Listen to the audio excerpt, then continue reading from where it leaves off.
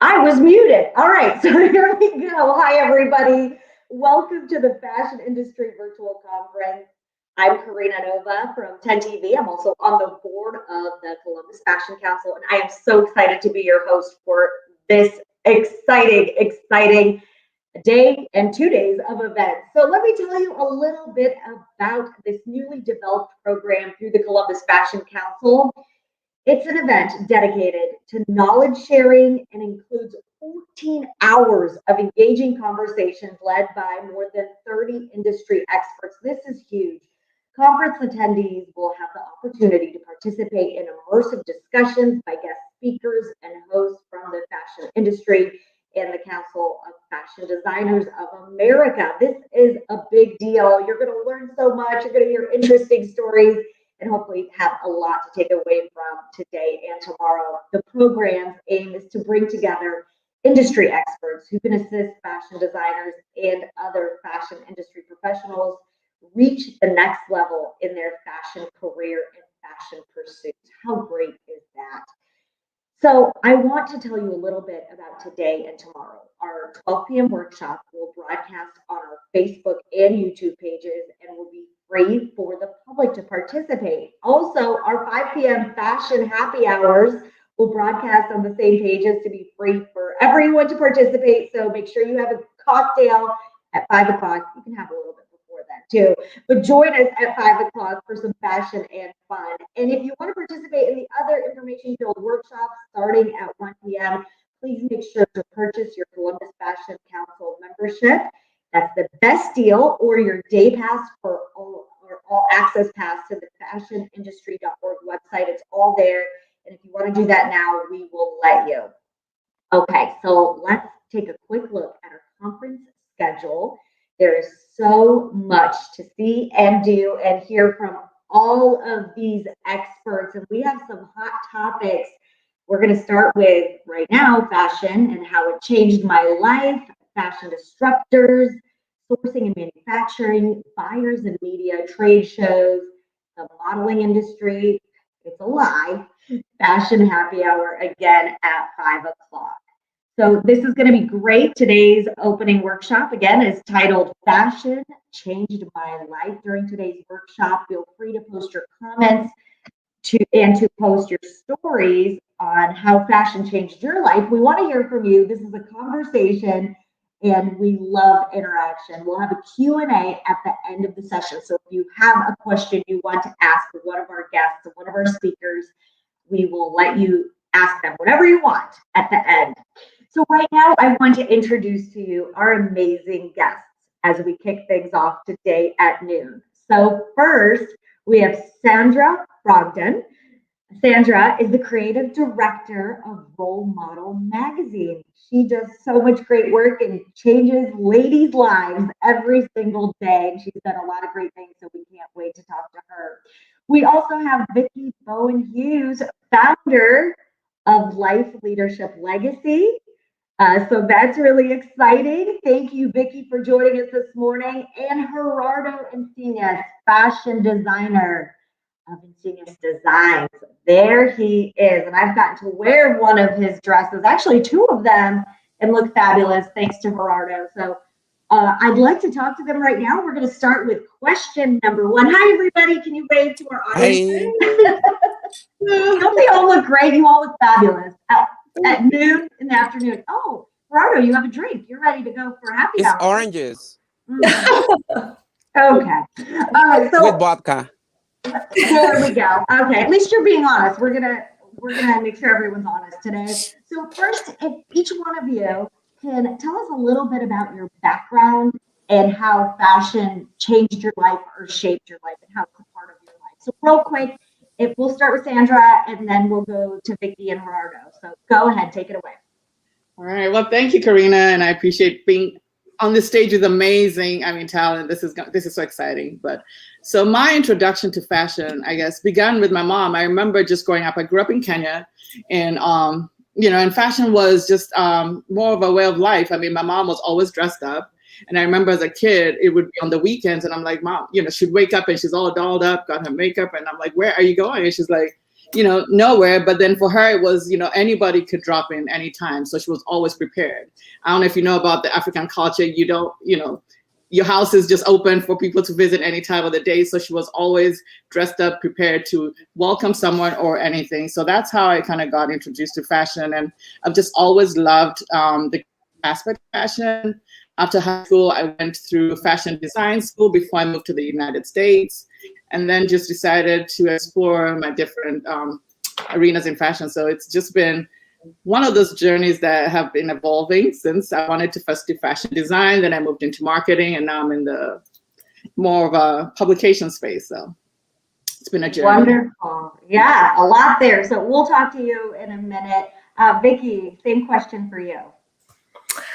Well, gosh, I think my earliest memories of having a real impression of fashion were I was a kid that grew up in the 70s and watching the Sonny and Cher show and seeing Cher come out in these amazing outfits and with this incredible confidence and beauty and uniqueness. And that made such an impression on me. I was a scrawny kid who didn't really excel in sports, and I found myself through my own unique design and wanting to style myself in a unique way. And then later on, as I became a professional in the late 80s, it was I was in a male-dominated career, and presenting myself in a professional yet stylish way empowered me to just embrace my own uniqueness.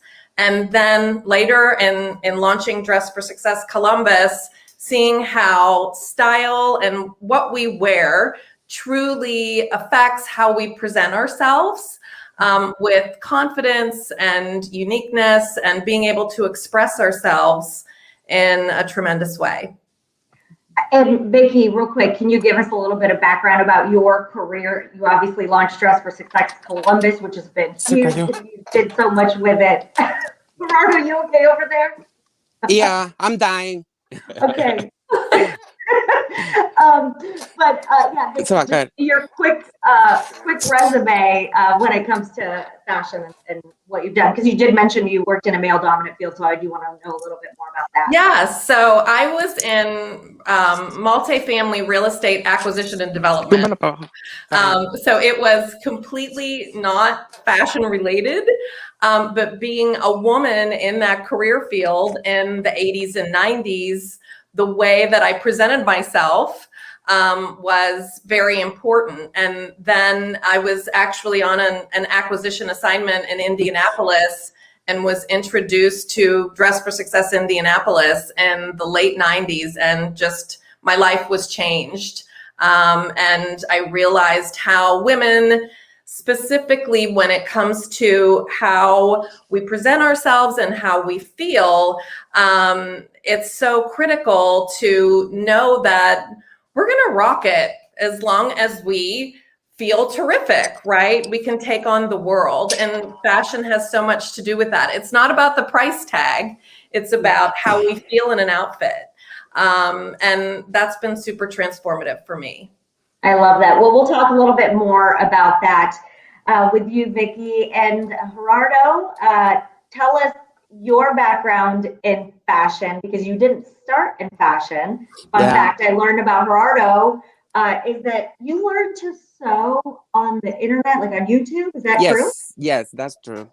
Yeah, but a little bit of my background is I came here in 2001. I'm from Mexico, and I came to visit my sister. I decided to stay, and I start an event planning company with my partner. And for 13 years, we had the event planning company. We did everything from invitations to clean the party after the party.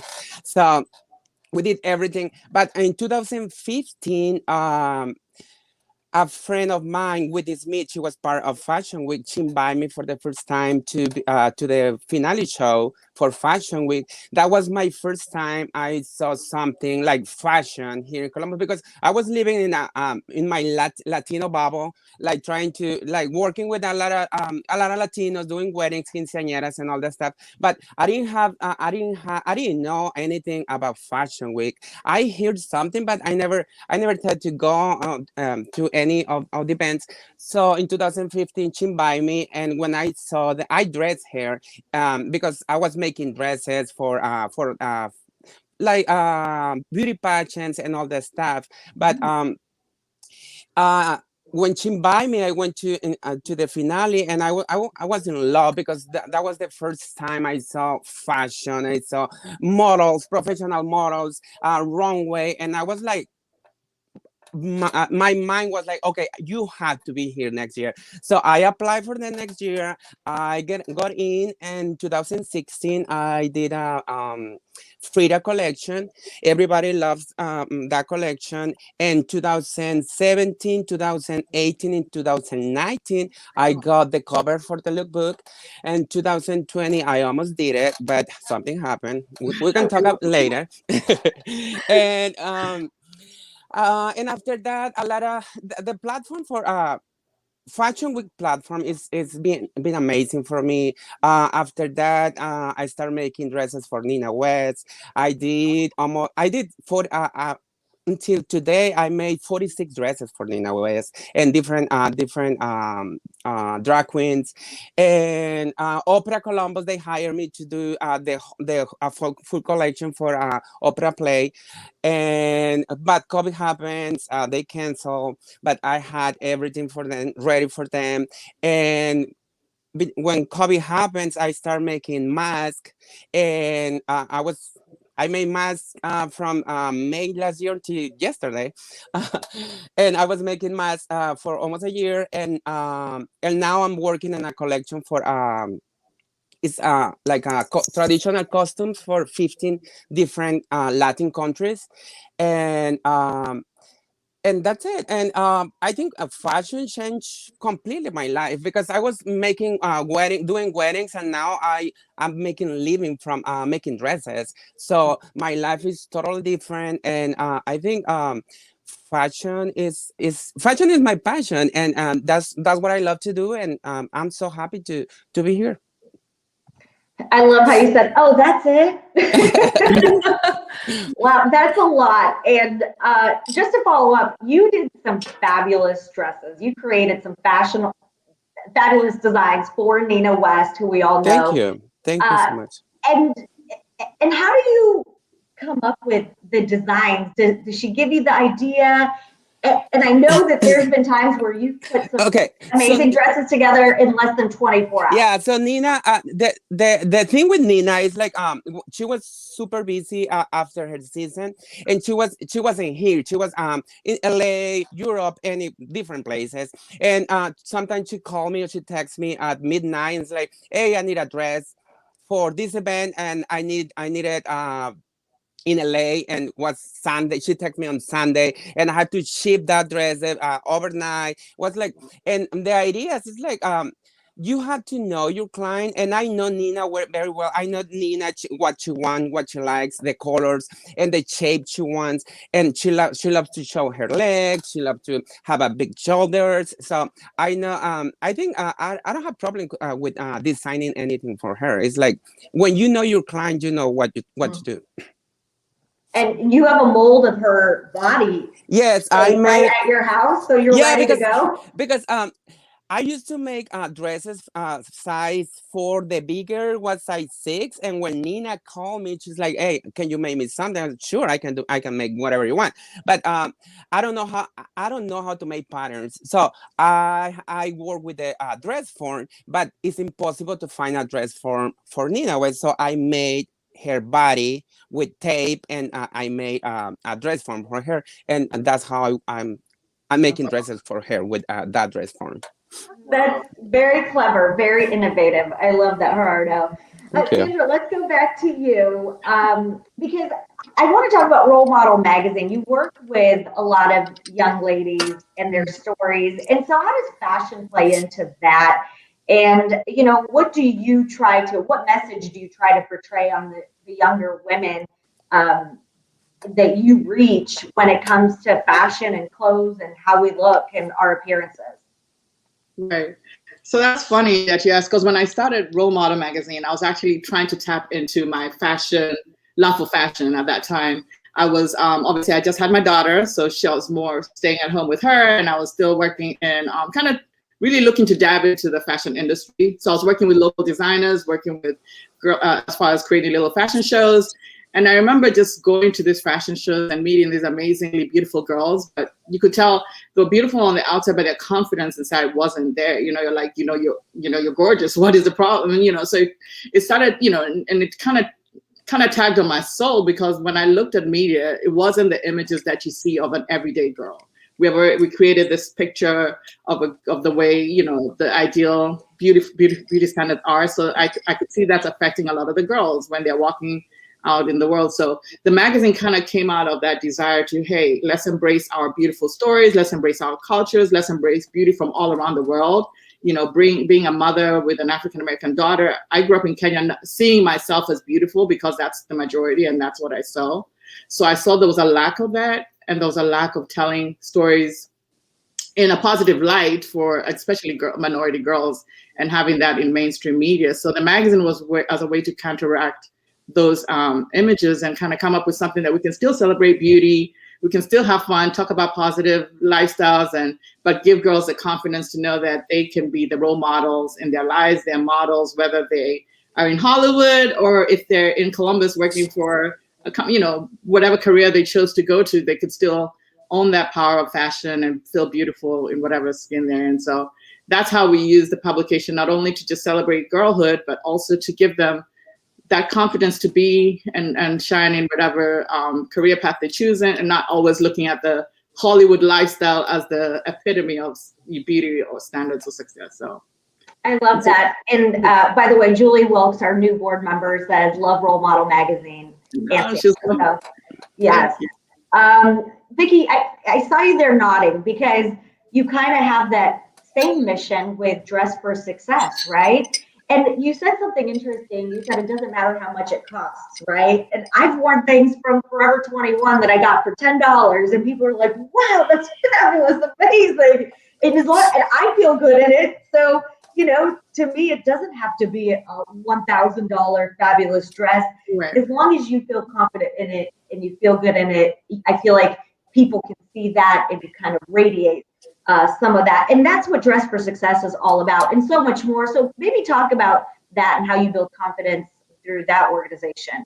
Sure. I wanted to tag on to what Sandra was saying because, especially with young women and all of us, but as we're empowering young women, seeing people that look like you is so important. And Sandra does such an amazing job of having that diversity really shine through, because if you were to go back a couple decades ago and pull something out, it was pretty homogenous.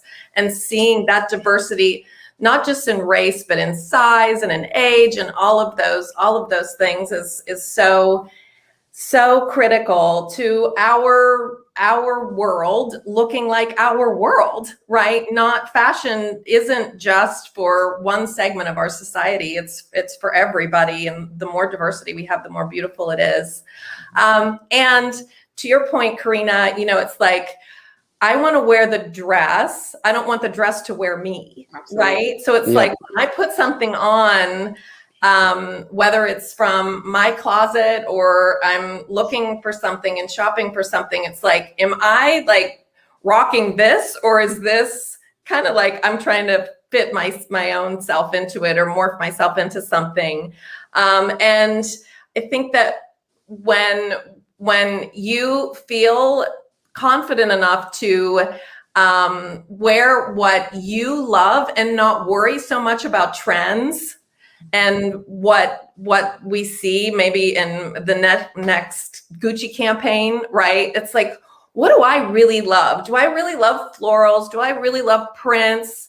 I always love when I see Gerardo's designs because they are so freaking fabulous, right? And it's like, they're these beautiful, just completely brilliant, outspoken, just lovely. You have entered the room in a Gerardo design, right? So those kinds of things have been instrumental for me, for myself personally, when I'm having those one-on-ones in the mirror, telling myself, you can do this, you look great, you can go out there and do whatever you need to do.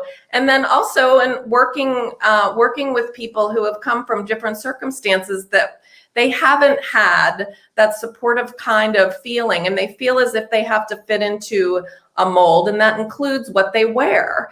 A lot of the women that we worked with at Dress for Success, and the organization continues to, felt as if, okay, in order to be taken seriously in the professional world, I've got to wear a suit and it's all got to match from head to toe. No, that's not it, right? It's really about, you want to dress in a way that's respectful for you and communicates who you are as a human.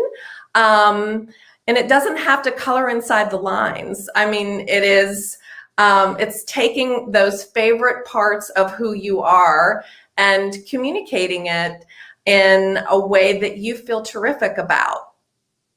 Yes. I love that. And Gerardo, I know you can add on to this because I've heard you talk about, you design dresses to make women feel good no matter what shape or size they are. Exactly. Talk a little bit about that.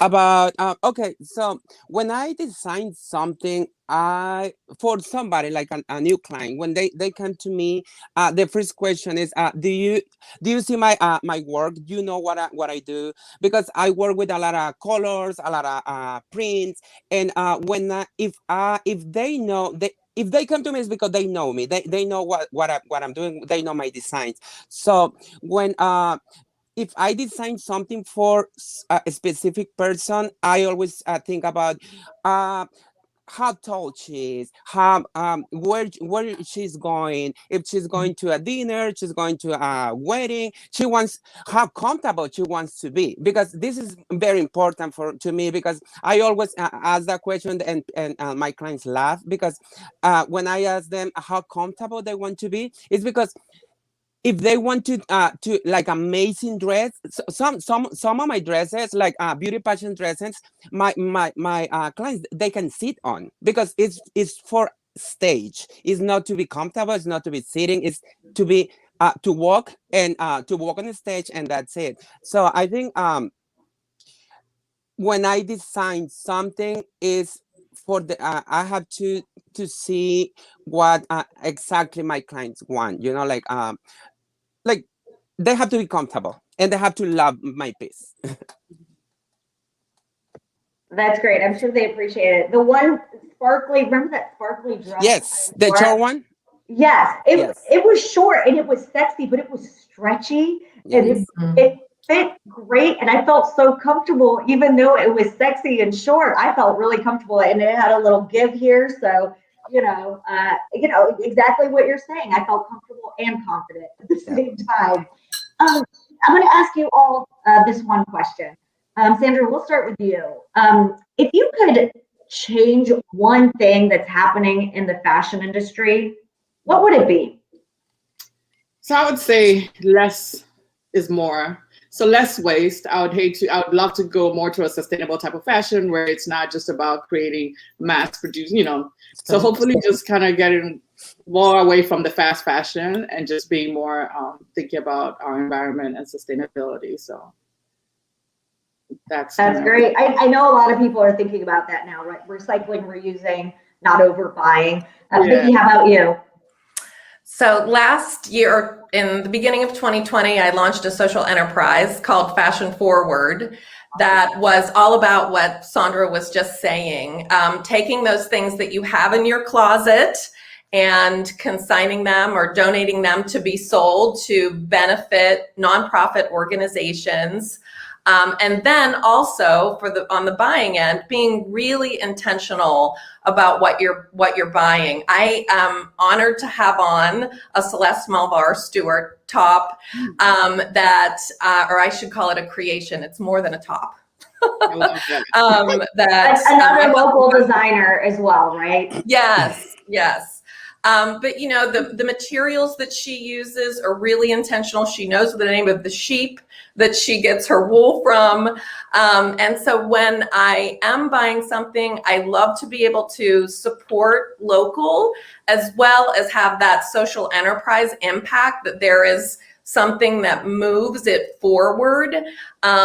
There are times, that we are looking for something and we go to the Forever 21 rack and grab something super quickly.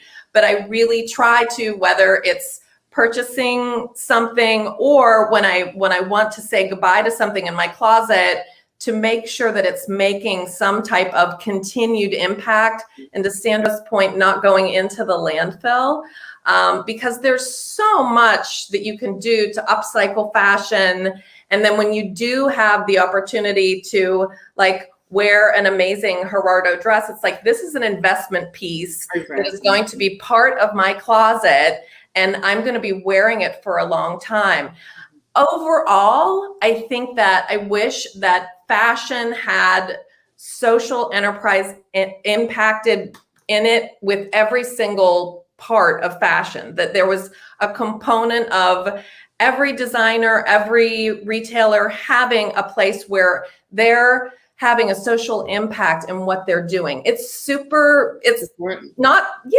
not so hard to do. So whether they're giving a portion of proceeds to a nonprofit organization, or they're making sure that they're using sustainable materials or they're recycling materials, I think that that's such an important piece of fashion now and in the future. I love that. And Gerardo, how about you? What do you want changed?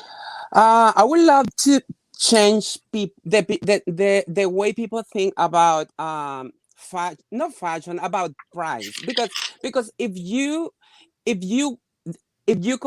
try to maybe to compete with those big brands like Forever 21, H&M, Express, when you can go and buy a dress for $50 and you can ask me to make almost something similar, and but at the same price or maybe a little bit expensive, but it's I think I can't compete with those brands on prices, but I can compete on fashion. I can do something amazing for you. But I think a lot of my clients, they contact me sometimes and they ask me for a price and they think it's too expensive, but it's not expensive. It's something unique you're going to have in your closet forever. It's made for you. It's the only design is going to be in the world, because that's made for you, for your shape, for you specific. So I think that's what I would love to change, the way that people think about fashion designers like me. Yeah, and it's a good way to support local fashion designers like you. And you're right. It's Vicki, as you mentioned, it's an investment piece, right? It is.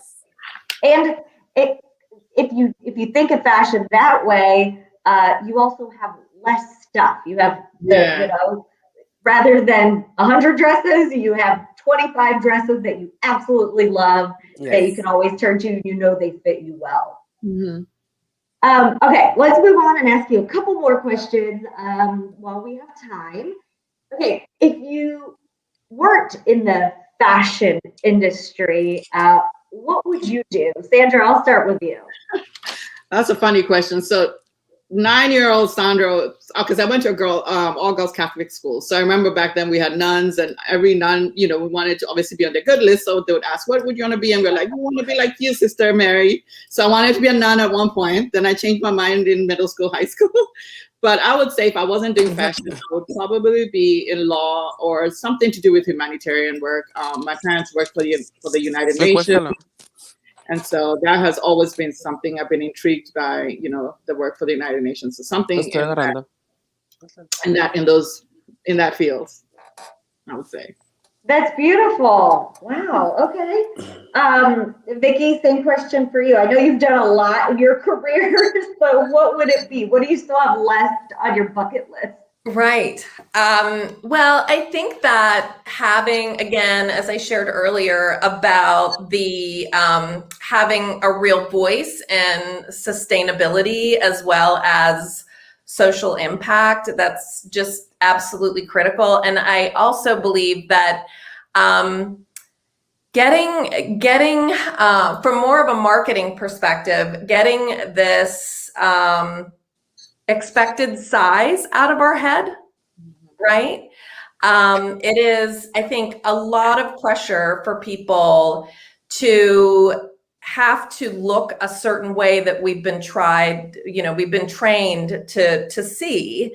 And whatever size a person might be, I love how Gerardo created a body model for Nina, right? Because Nina is as sexy and beautiful as somebody who was, a fraction of her size, but really helping everyone embrace the beauty of the different sizes and ages that we are. I was watching, I don't know, this completely off kind of topic, but related, but I was watching Saturday Night Live a couple weeks ago, and Elon Musk was on, and his mom is May Musk. And I don't know if everybody's familiar with May, but May, I didn't realize that was his mother. And May is, I would say, in her late 70s. And she's been an Oil of Olay spokesperson, absolutely stunning. But as I become more mature, right, seeing more mature faces in the in publications, in marketing, and as a voice that at this time of our lives, we are really empowered to embrace fashion in a different kind of way. I'm a huge fan of Lori Goldstein. I'm not sure if everybody knows her, but she's a stylist who styles Madonna and Donatella Versace, and she works with a lot of different people. But Lori's in her late 60s, early 70s, and May Musk, again, she's somebody who's in her 70s, but really seeing those, and Iris Apfel, right? It's like, oh my gosh, you see Iris with all of her layers and layers of beautiful things on, and embracing that diversity in size, in style, and age. So yeah, I had to Google her. That's a picture of Elon Musk's mom right there. Oh, wow. She is beautiful. And I love that she, like you embrace the silver, the gray hair, which so many women are doing now. I love it because I'm turning gray. So I think it looks gorgeous, Well, thanks for that, Vicki. And Gerardo, if you weren't a fashion designer and a fun guy, what would you want to do? Stripper. I think you do that on the weekend. No, I think I love fashion, and I think for the past 10 years I've been working around fashion because I love photography. All the photos, all the pictures you see on my social media, me and my partner took it. I love makeup. I think I will be doing fashion photography because this is one of my passions. A lot of people don't know, but photography is one of my passion. I love to create like different dramatic photography with my gowns and all that stuff. So I think fashion photography. That's for sure. Yeah, I love some of the photos of your fabulous gowns just walking down High Street, or you take advantage of just any situation and you put your dress in it, and it looks great. So yeah, your pictures of your designs are awesome. Thank you. Okay, I'm going to ask another question before we get to some of our attendees' questions. And we have a lot of people that are joining us that are interested in the fashion industry, maybe being a fashion designer, but Sandra, we'll go back to you. What advice would you give to somebody who wants to get into the fashion industry, who might want to be a fashion designer, a stylist, but they can't afford to go to fashion school. Right. So I guess this might be a little bit controversial as far as recommendations, but my take on that is that you don't need to go to fashion school to become the fashion designer or get into fashion. So I mean, you have to. I would ask myself or herself. The person to ask themselves, what aspect of fashion do they want to get into? So let's say if it's in design or marketing, sales, whatever, pattern making, and then look for different avenues. Find a mentor. Maybe start off as an entry level job at a fashion company. Go into retail. I mean, a lot of the work that I do in the creative field, I didn't really go to school for that. So it's like, if you really want it, you're going to find a way and, go and maybe do some YouTube searches. There's some online classes that might be free, surround yourself with those role models, mentors, and find ways to just kind of network in the fashion industry. So I would say start hustling as you go and say, okay, if this is something I really want to do, I'm going to find a way and look for all the avenues, go to Fashion Industry Network, join councils like this and just be a part of this world. And then soon something will open up. And if it's extra education as you go through, sometimes companies sponsor your education. So I would start from there, just really have the grit and the grind to know that this is where I want to be, and you're going to find different avenues. So it's not just the school is obviously great for once you get for credibility, but also at the same time it shouldn't stop you from pursuing it if that's not available for you at the moment. I agree, and there's nothing wrong with starting out as someone's assistant just to get into the door, right? I feel like we all started somewhere very low. Right, volunteer dress for success. I mean, call all these industry experts, and Gerardo, I'm sure you wouldn't mind a couple interns. Yes, I did some. So learn from the best, and that's the best, I guess. Yeah, and people genuinely do want to help other people. I mean, that's why we're all doing this. Yeah. Because you want to see others succeed, and there's a satisfaction about helping someone grow. So, turn to those people, ask them, and most likely they'll say, yes, I'll help you, I'll guide you, I'll teach you, whatever. Absolutely. And go to enough fashion council events and you'll connect with a lot of people. Yes. Vicki, how about you? Well, absolutely everything that Sandra said. And I think that a lot of times, just in any industry, but fashion specifically, there's the outsider's perspective of what actually goes on. And then there's the insider's perspective of what the day-to-day is really like. And I think that we've seen a lot of shows like Next Talk Designer and those kinds of things that you think that's what the day-to-day is like.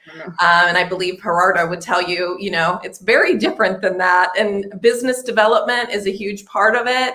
And having an opportunity to, whether it's volunteer, intern, have conversations, have someone mentor, start at the ground floor at a larger brand and really see what it's like.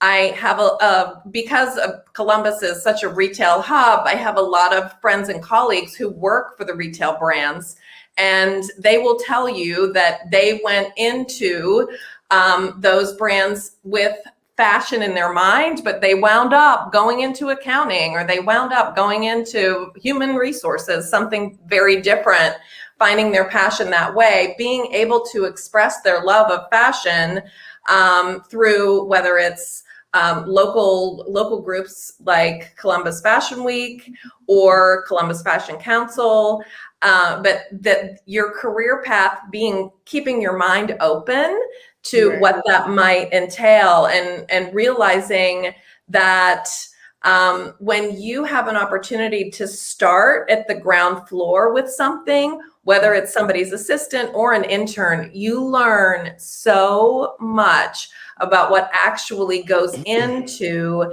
the day-to-day. I don't know if anybody's watching Halston right now, but it's so terrific. I'm not sure when it started, but it's on Netflix.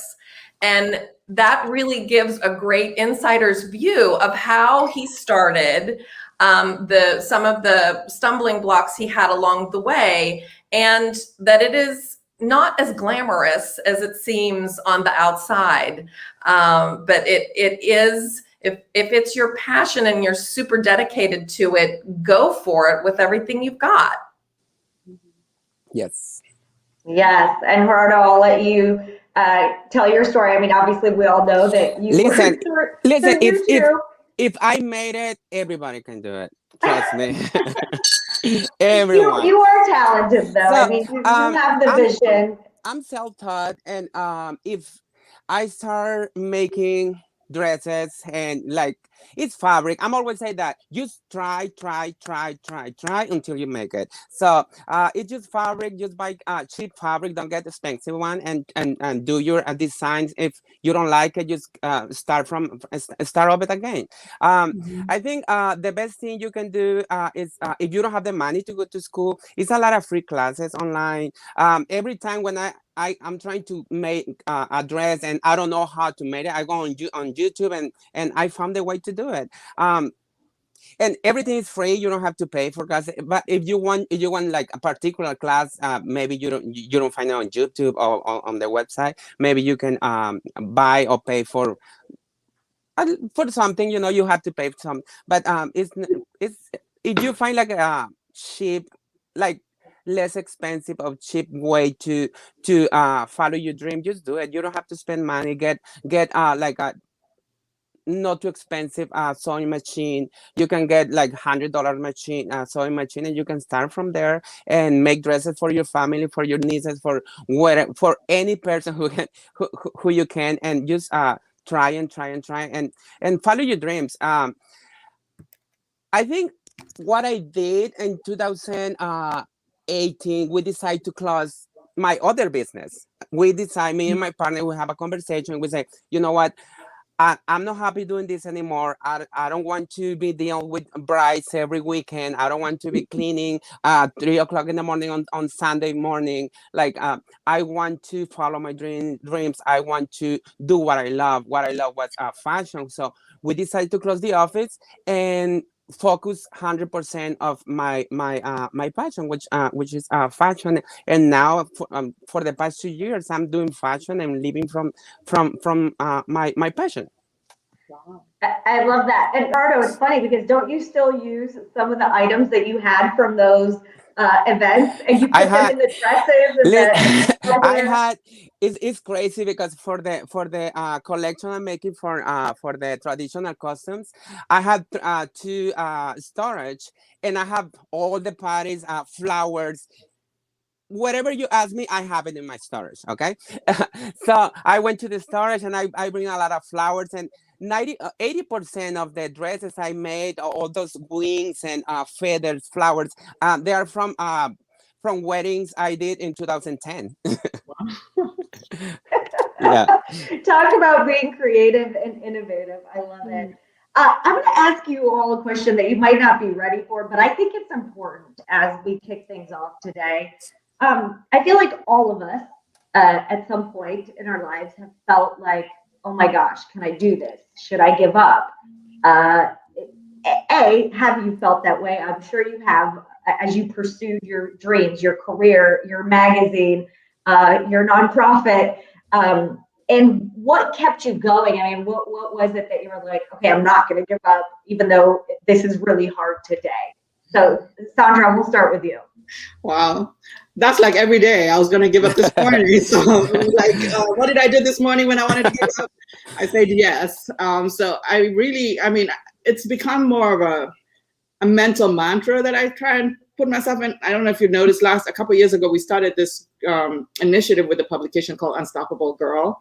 And it's really to remind myself you have to be unstoppable in pursuit of what makes your heart sets your soul on fire. So it's really that mental reminder that, yeah, there are going to be roadblocks. There are going to be days when I just don't want to do it. I mean, there's so many days when I'm just like, okay, I don't know why I'm doing it. And then I wake up and someone sends me an email and they're like, oh, by the way, I just, I think you'd be great for this panel. So things like that remind me why I'm here and what I'm doing. So when I shift my eyes on the bigger purpose, why I'm doing it, it keeps me going. And that's why, with Unstoppable Girls, really having that power to say, I can do this. I'm not going to give up. And sometimes you might have to pivot. Like last year with the coronavirus, a lot of our contracts, we were working with the schools got, stopped, but it wasn't going to stop me from dreaming bigger. And it kind of gave us that pause to say, okay, so how do we pivot and come back better and stronger? So I guess for me, it's not giving up is not an option. It's just finding a different way to get to the next level. And so that's how I always look at everything I'm doing. And, whether it's going to come back in a different form or a different way, it's just going to be just keep, one step forward, keeping, that perspective of being unstoppable. Being unstoppable. That's great. Vicki, how about you? Well, I have one of my favorite sayings is don't stumble over something that's behind you, because I think that a lot of times when we're ready to take a leap, we get scared and we think, oh, I have this failure in my past. I don't want to do it. I'm scared. The voices that have told you that you can't do things, that is just the worst self-talk, right? And just really being, believing in yourself and knowing that your instinctual belief is going to be what's going to propel you forward. You have to be your own best advocate. Even though I love my network and I'm so grateful for the friends and colleagues I have, I'm the one that has to believe in myself, or nobody else is going to. So that continual knowing that I have to be my own best advocate. And I had something that happened recently. I launched a social enterprise last year. The pandemic hit. Things were really going along in a way that I hadn't expected. And I started having conversations with a much larger company in what would it look like if they took over or absorbed Fashion Forward, what I had created. And so we went down a couple of different paths and conversations. And when I realized that this larger entity was going to be able to fulfill what I wanted to achieve in a much more efficient way, I had to have this conversation with myself about ego. And yes, I really wanted Fashion Forward to be something that I built here as a social enterprise. And the mission was to support nonprofits in a way, in a time that they really need that help. So I made the decision to have a transition to that larger company and have them acquire Fashion Forward with the understanding that the mission that I had set out to do in the first place was being fulfilled. So I had to really reframe that was not a failure. It was something that is successful in fulfilling the mission as I wanted it to do in the very beginning, but it doesn't always look like what we think it's going to look like. So letting ourselves kind of have that instinctual empowerment to say, this is a crossroads that I'm at right now. What's my gut telling me? What do I really feel great about? And how is this really going to fulfill what I'm going to do? I love it. Thanks, Vicki. And Gerardo, what's kept you going when you've wanted to maybe give up? Alcohol. You actually do give up and you just go home, go to sleep. You know what? We all have those days when you don't want to get up of the bed, you don't want to do anything, and you just want to say, I give up, I can't anymore, But I think when that happened to me, I just close my eyes and go back like 5 years ago and I say, okay, 5 years ago, nobody knew who you were, who was Gerardo Encinas as a designer, and I go to there like, it's for me, it's like, it's amazing how much I have done in 5 years, because I didn't know nothing about fashion. I didn't know how to sew. I didn't know how to cut. I didn't know zero. And I learned on by myself. And I think that's what every day every time when something happened, I just want to give up, I used to think about that, like who I am and where I am right now. Look how far you've come yeah, already. how far I come Yeah. and that's it. It's beautiful to sit back and and think about, okay, like, it's crazy because sometimes I go back to my closet and I see the first dresses I made, and I was like, oh my god, how I did that, why I showed that to somebody, but right now I saw my dresses and I'm proud what I have learned. I love it. And I want to see if we have any questions from anyone that's participating. We have about a minute left because we're going to wrap things up.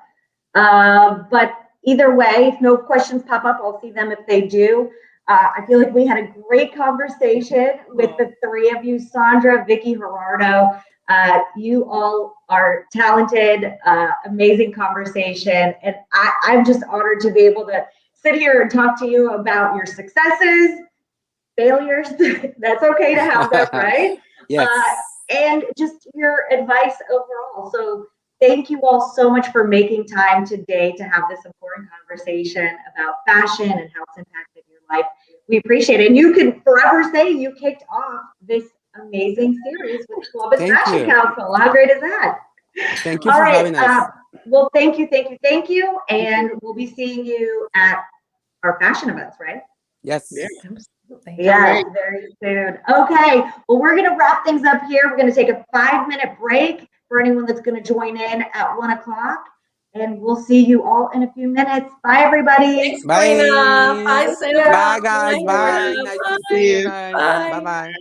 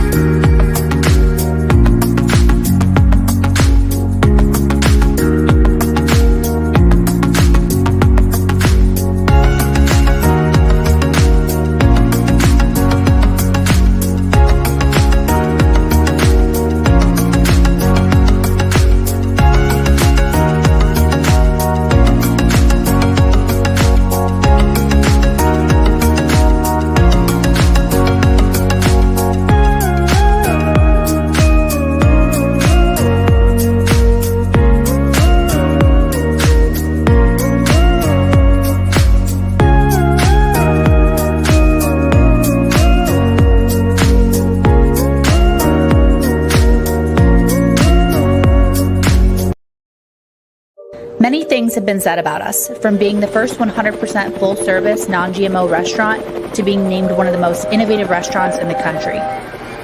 At Town Hall, we believe in a culture of love and discipline. We pride ourselves on offering an experience unlike any other.